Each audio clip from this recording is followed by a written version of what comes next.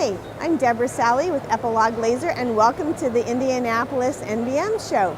Please come by our booth, Epilog, and I would be happy to show you a couple of really neat features about our machines, including how to make a sim stitch with twill. First, you create your artwork. In our artwork, I have 3 different colors of lines. It can be any color because I'm going to color map it and tell it to cut each different line at a different speed and power.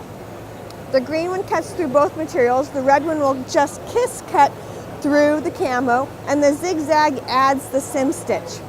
Once I create my artwork, I can do control print, and I can print directly to the laser. I would do selection, and in the properties box is where I set speed and power settings depending on the material I'm using, and I'm using twill.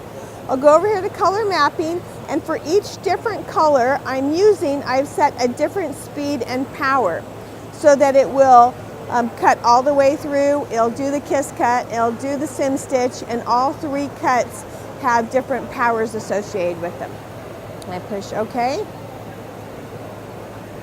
and then print, and it'll send it to the laser. It's just as easy as pressing go and cutting through the twill. So this, you have the finished product where you have it kiss cut through just the camo, where it went just through the camo but not through both layers. I peeled it off and weeded it, and then finished it off with the sim stitch. And the sim stitch gives it a finished look.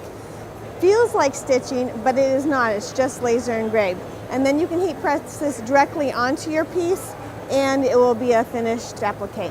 So for more information, you can either visit our booth here, or you can visit us online at www.epiloglaser.com. Here at the Indianapolis show, we are also participating in the personalization station. Come by our personalization station and let us engrave something special for you.